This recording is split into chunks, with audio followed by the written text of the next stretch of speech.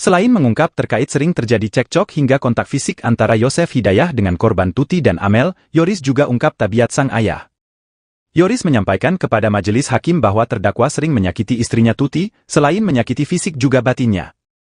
Diketahui, Mimin merupakan istri kedua Yosef dan memiliki anak dari suami sebelumnya yakni Arigi dan Abi yang juga terlibat pembunuhan. Saat persidangan Yoris belak-belakan bongkar tabiat sang ayah, ia menyebut Yosef kerap selingkuhi Tuti. Bahkan, Yoris sebut jika Yosef selingkuhi Tuti selama 10 tahun dengan wanita bernama Ade dan memiliki anak laki-laki. Setelah pisah dengan perempuan bernama Ade, selang beberapa tahun Yosef menikah siri dengan Mimin hingga sekarang. Selama persidangan, terdakwa Yosef terlihat geleng-geleng kepala melihat anaknya dengan penuh emosi memberikan kesaksian di persidangan.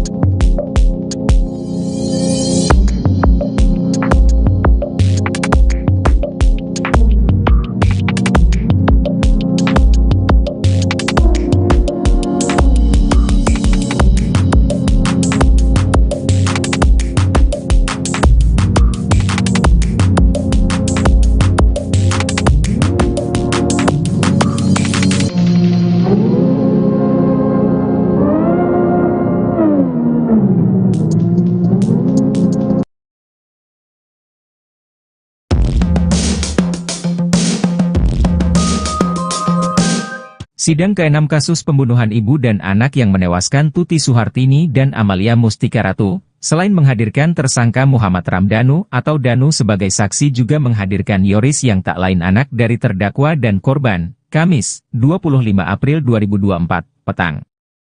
Sidang pembunuhan ibu dan anak di Jalan Agak dengan saksi Yoris Raja Amanullah dimulai sekitar pukul 17.30 hingga pukul 21 WIB di Pengadilan Negeri Subang. Dalam persidangan tersebut Yoris mengungkapkan bahwa sebelum kejadian khususnya dalam seminggu terakhir, terdakwa yang juga ayah kandungnya tersebut sering cekcok dengan ibunya atau korban Tuti Suhartini.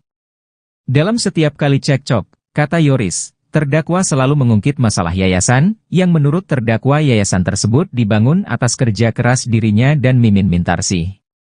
Dalam kasus pembunuhan ibu dan adiknya tersebut, sejak awal Yoris mencurigai ayahnya dan Danu.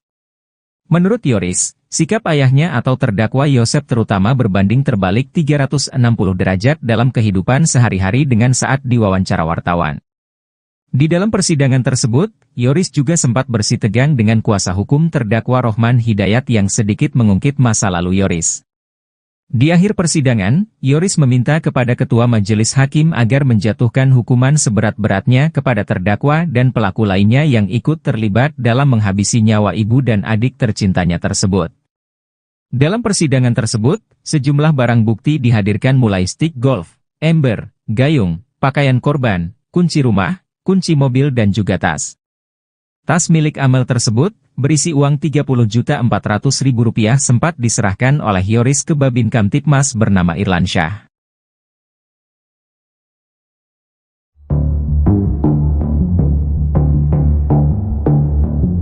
Muhammad Ramdhanu alias Danu, saksi kunci kasus pembunuhan ibu dan anak di Subang turut bocorkan sosok yang mengintimidasinya. Dalam persidangan, Danu mengaku mendapat intimidasi saat jalani pemeriksaan di Polres Subang. Intimidasi itu dialami Danu saat ingin membongkar kasus pembunuhan Tuti Suhartini dan Amalia Mustika Ratu. Hal itu diungkap oleh Danu saat menjadi saksi dari terdakwa kasus Subang, Yosef di Pengadilan Negeri Subang, Kamis, 25 April 2024. Diakui Danu, sosok yang mengintimidasinya yakni Kapolres hingga penyidik di Polres Subang.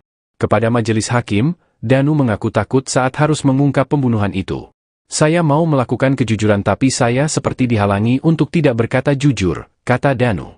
Sempat enggan menyebutkan sosoknya, Danu akhirnya mengaku siapa yang menghalanginya. Danu mengaku dihalangi oleh oknum Kapolres itu saat ia ingin mengakui perbuatannya.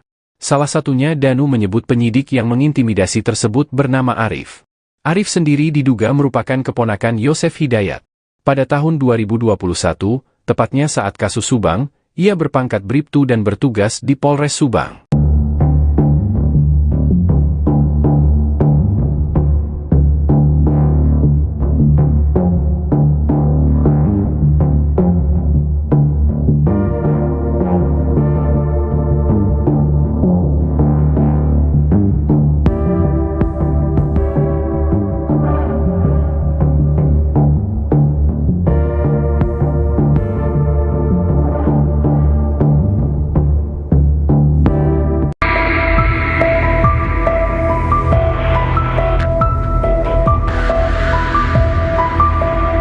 Muhammad Ramdanu bersaksi di persidangan kasus Subang yang menewaskan Tuti Suhartini dan Amalia Mustika Ratu di Pengadilan Negeri Subang.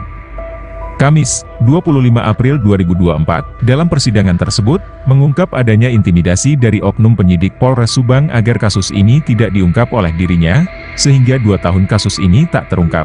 Dia bercerita, sempat dibawa berkeliling beberapa kali oleh oknum penyidik, dengan tujuan mengintimidasi dirinya agar tidak bicara jujur. Danu juga mengaku dipaksa untuk mencabut berita acara pemeriksaan ketiga dan membuat pernyataan apa yang disampaikan dalam BAP ketiga itu semua bohong. Akhirnya saya terpaksa mencabut BAP 3 dan membuat pernyataan bahwa apa yang disampaikan oleh saya itu bohong. Padahal apa yang disampaikan di BAP 3 itu fakta yang sebenarnya, seperti yang saya ungkap saat kasus ini diambil alih oleh Polda Jabar dan hari ini di persidangan, ungkapnya, Danu juga menyebut beberapa orang penyidik Polres Subang itu menyiksa dirinya, dengan cara menginjak kaki Danu dengan meja hingga dilempar pisau. Karena intimidasi itu, dia menyebut kasus ini butuh waktu lama terungkap. Saya menghubungi kuasa hukum saya dan menceritakan semuanya ke kuasa hukum, kemudian mendatangi Polda Jabar untuk mengungkap kasus tersebut, ucapnya lagi. Memang ada beberapa kali diajak keliling-keliling, ya. Sampai akhirnya setelah keliling-keliling itu baru tanda tangan yang bohong ini. Ya. Saudara saksi kenal dengan Pak Taryono? Kenal. Saat itu ada ikut keliling-keliling saksi? Tidak ada. Atau yang nginjek kaki saksi dengan meja? Ada Pak Taryono di situ? Ada. Pada saat kejadian itu ada Pak Taryono? Oke. Atau yang lempar pisau? Lempar pisau itu pas ada Pak Adi. Pak Taryono ada di situ? Nggak ada. Ada Pak Adi saja. Pak Adi. Yang lemparnya siapa? Bukan orang Subang. Bukan orang Subang. Tapi kenal? Kenal. Siapa? Mereka bilang dari Mabes Pak. Mereka bilang dari Mabes ya. Tahu namanya? Tidak. Oh enggak. Tapi tahu fisiknya. Tahu postur tingginya apa?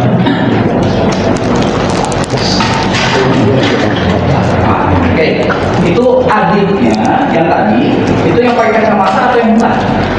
Saya dua-duanya juga ada.